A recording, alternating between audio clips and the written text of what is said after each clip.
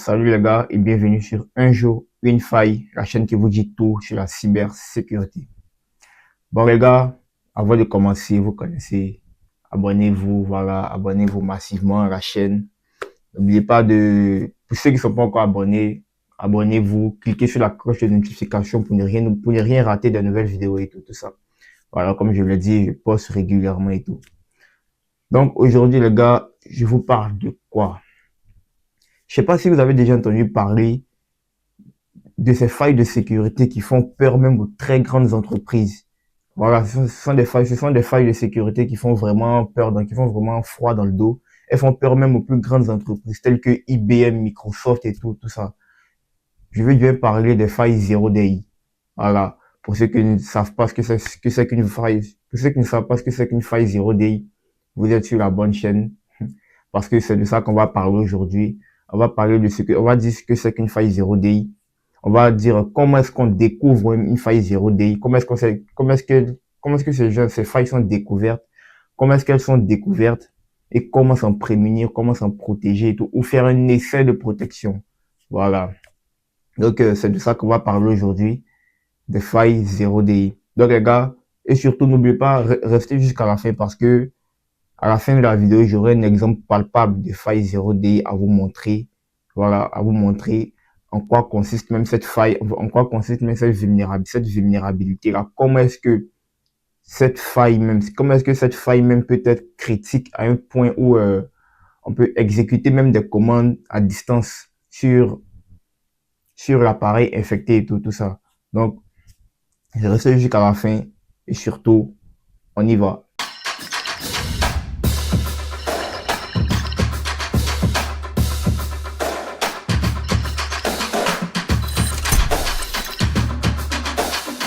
Les gars, comme je l'ai dit, aujourd'hui, on va parler des failles 0DI.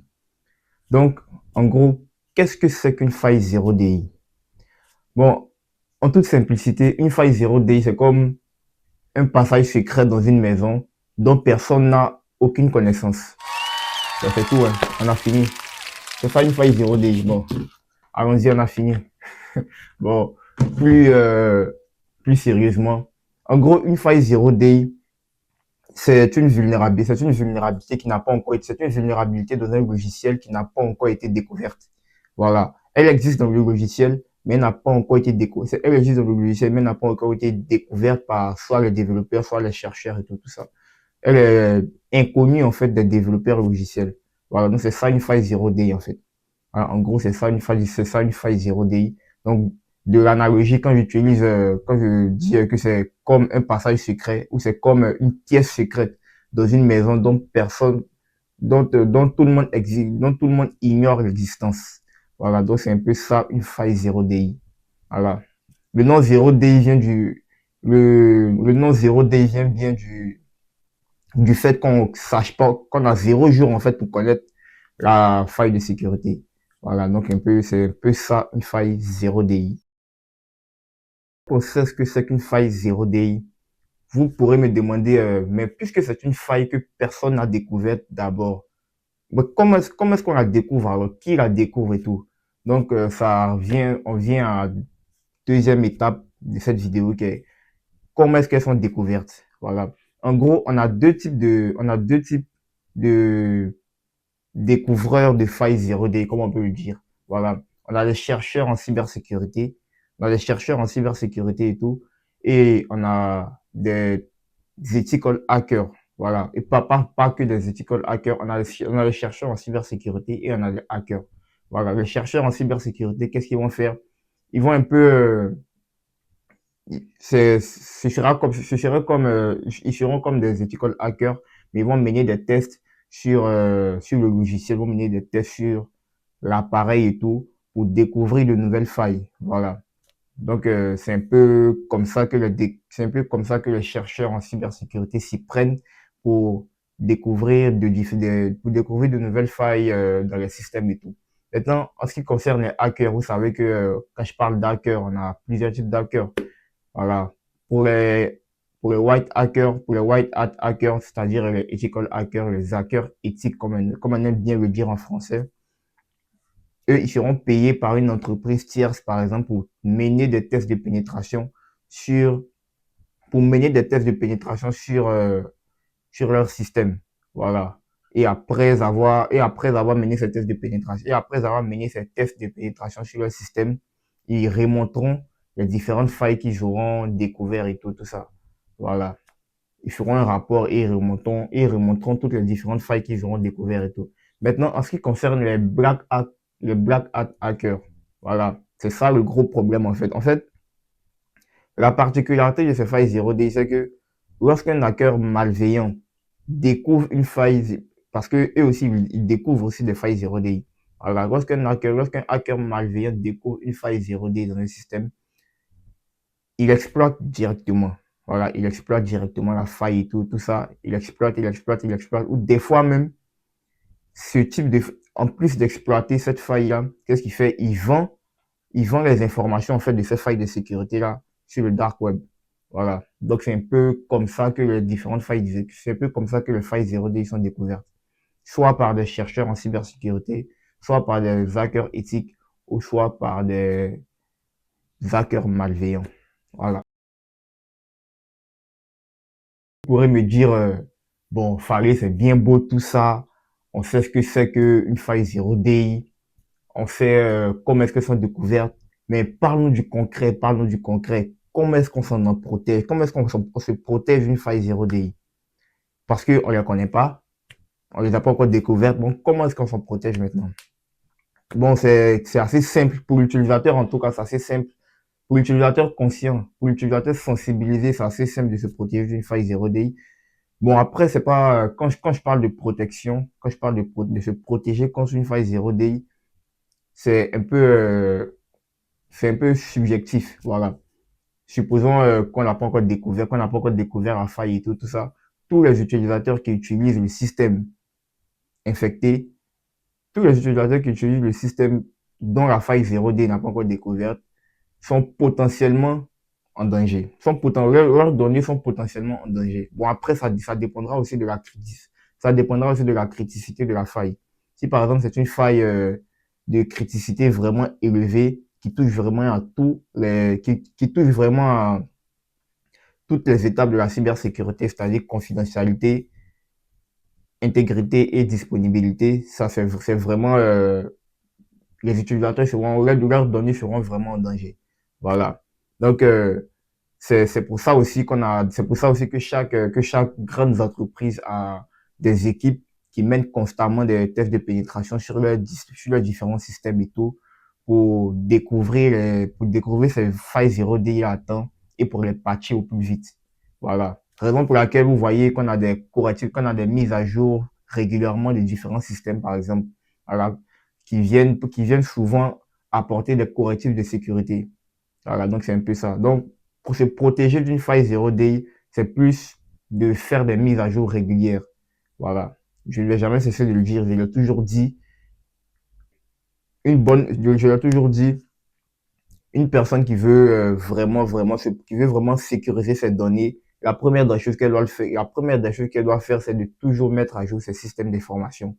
Voilà. Lorsqu'elle utilise un logiciel, par exemple, lorsqu'elle utilise un logiciel qui lui demande de faire une mise à jour, qui a des mises à jour régulières et tout, qu'elle fasse ses mises à jour et tout ça. Parce que la plupart du temps, les mises à jour viennent apporter, en fait, des correctifs de sécurité. Il suffit pas juste, c'est pas, bon, c'est pas tous les jours, c'est pas souvent que les mises à jour viennent avec de nouvelles interfaces graphiques, parce que j'ai remarqué aussi, on est tous pareils, hein, voilà, on est tous pareils. On aime, quand on entend parler de mise à jour, on voit plus un nouvel widget qui vient d'apparaître sur telle version d'iOS et tout ça et tout ça et tout ça. Mais la plupart du temps, les nouvelles mises à jour viennent pour apporter des correctifs de sécurité. Voilà. Donc, faire régulièrement des mises à jour de ces systèmes d'information permet de se protéger vraiment de ce type d'attaque-là. Voilà. Chose promise, chose due. Voilà, je vous avais dit qu'à la fin de cette vidéo, qu'en mi-chemin, voilà, de cette vidéo-là, j'allais vous présenter une faille 0D, palpable même, voilà. Donc, je vais vous présenter la faille de Microsoft SharePoint. Pour ceux qui suivent beaucoup l'actualité en cyber et tout ça, ils sont pas sans savoir que tout récemment, c'est-à-dire le 19 juillet, il y a une faille de sécurité sur le logiciel SharePoint de Microsoft qui a été découverte. Voilà, une faille 0D, une faille de type 0D de Microsoft qui a été publiée et tout ça. Voilà, donc c'est de ça qu'on va parler. Donc c'est de ça, c'est ce que je vais vous montrer aujourd'hui. Voilà. Donc pour mieux vous expliquer, on va aller directement sur l'article du CERT de la France. Voilà, du CERT de la France et tout. Pour ceux qui savent pas ce que c'est qu'un CERT, c'est un CERT en anglais, c'est si je me rappelle là, si je me rappelle, c'est Center Emergency. C'est ça, non? Center. Attendez, je vais regarder. C'est Computer Emergency Response Team. En gros, c'est un centre de réponse à incident en termes de cybersécurité. Voilà. C'est toujours ma fiche avec moi. En gros, c'est un centre de réponse à incident en termes de cybersécurité. Voilà. Donc, c'est un CERT. Donc, sans plus tarder, je vais vous montrer l'article. On va décortiquer l'article ensemble. Je vais expliquer quelques termes. Puis là, vous allez comprendre un peu en quoi cette faille de sécurité est-elle critique et comment est-ce que les équipes de Microsoft ont réussi à la, et comment est-ce que les équipes de Microsoft ont réussi à la patcher et tout ça. Voilà. Donc, allons-y. Ok. On est sur l'article du CERT. Voilà. Donc, voici le document ici. Donc on a le document là, vulnérabilité dans Microsoft SharePoint. Vous voyez, c'est récent là, c'est le 21 juillet. L'article a été publié le 21 juillet 2025 et tout.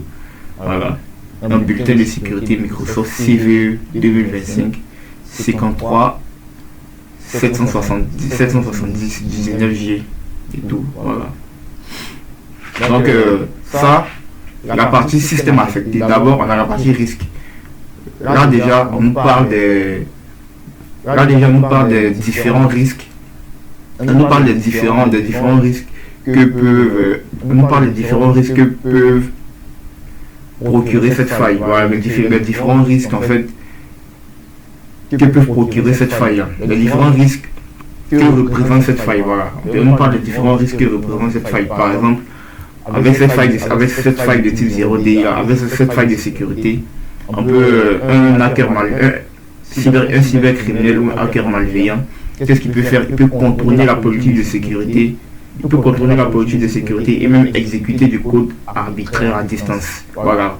L'exécution de code arbitraire à distance, on sait déjà ce que c'est. Voilà. On sait déjà ce que c'est.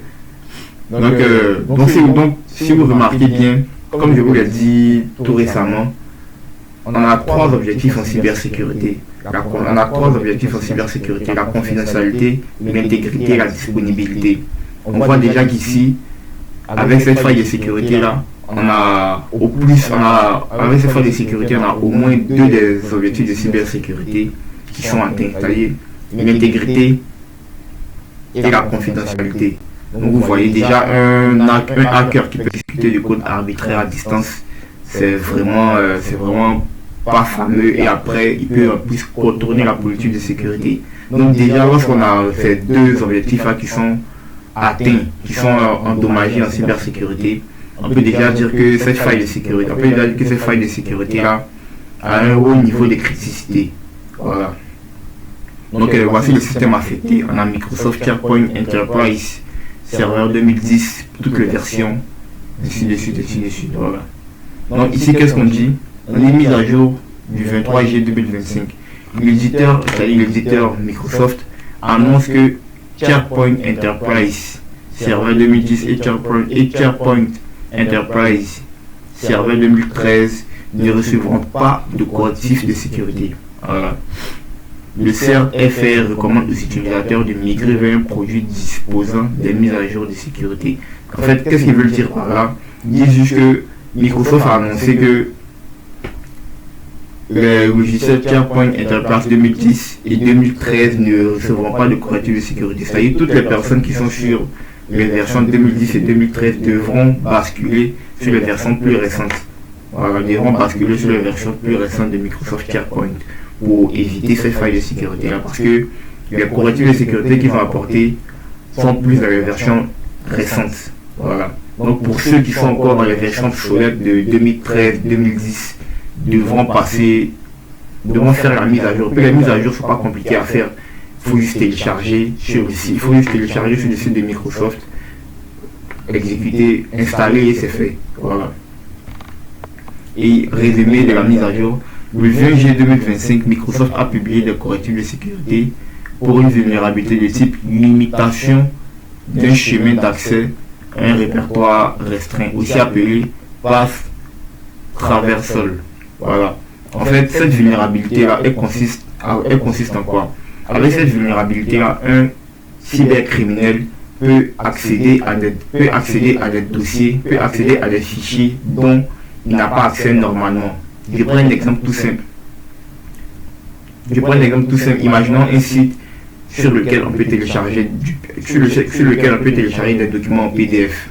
Imaginons un site sur lequel on peut télécharger des documents en PDF par exemple. Voilà, avec un chemin, je dis n'importe quoi, je sais pas, site / dossier / index.pdf par exemple. Imaginez que un hacker utilise ce même lien là, mais à la place de index.pdf, à la place du chemin du PDF, il remplace le chemin du PDF par un chemin tel que etc/password. On sait que la plupart du temps, tous les fichiers de configuration, tous les mots de passe sont stockés dans ce fichier etc/password. Donc qu'est-ce qu'il fait?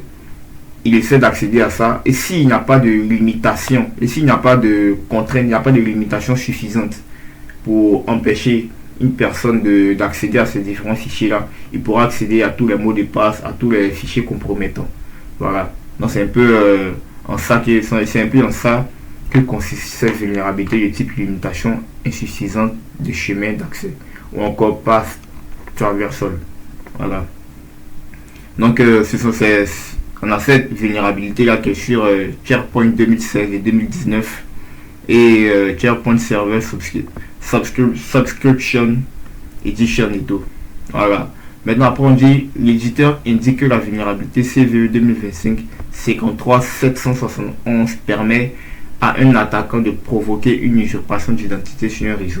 Voilà, vous savez ce que c'est qu'une usurpation d'identité sur un réseau et tout ça. Voilà. Donc j'avais déjà expliqué ça auparavant. C'est comme le l'IP spoofing. Voilà, c'est comme le l'IP spoofing. Il a juste à... C'est à peu près de l'IP spoofing en fait. Voilà. Donc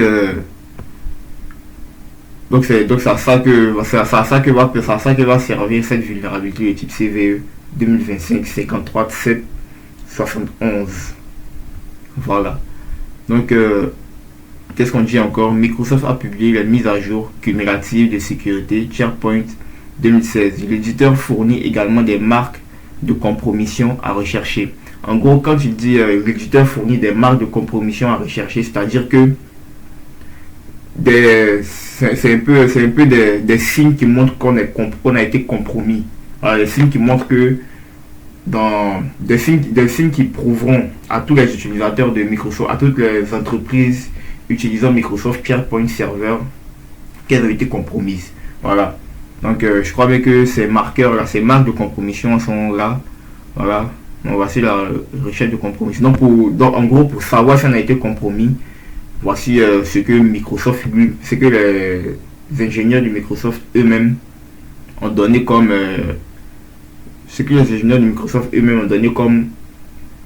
trace, voilà, comme marque. Voilà. Donc en gros déjà les caractéristiques de sécurité, c'est que ce sont des requêtes HTTP. Ce sont des requêtes HTTP. Voilà, et tout. Ce sont des requêtes HTTP, la méthode POST. Voilà. Maintenant les URL en fait qu'il faut rechercher dans les logs. Qu'est-ce qu'on dit? Dès que le correctif est appliqué ou l'instance SharePoint isolée, effectuer une recherche de compromission. Rechercher les journaux réseau IIS SharePoint en privilégiant la période allant du 7 G 2025 jusqu'à la date d'application des correctifs de sécurité. Voilà. Donc, on a les caractéristiques des requêtes HTTP, bien sûr. Donc, on recherche dans nos logs toutes les requêtes HTTP et les méthodes POST. Puis, on recherche maintenant ces URL-là. Et on recherche maintenant ces URL-là. On a la fin de cette vidéo. Donc, n'hésitez pas à vous abonner si je vous ai édifié de nouvelles informations concernant la cybersécurité. Si vous avez aimé la vidéo et tout, n'hésitez pas à vous abonner. N'hésitez pas à vous abonner, à lâcher un pouce si vous avez aimé. Voilà, ça fait toujours plaisir. Comme je l'ai dit, c'est une communauté qu'on est en train de créer. C'est une communauté qui se crée. Voilà. Donc, j'ai besoin de vous. Vous n'avez même pas besoin de moi. Voilà. Parce que ce que je fais, tout le monde le fait.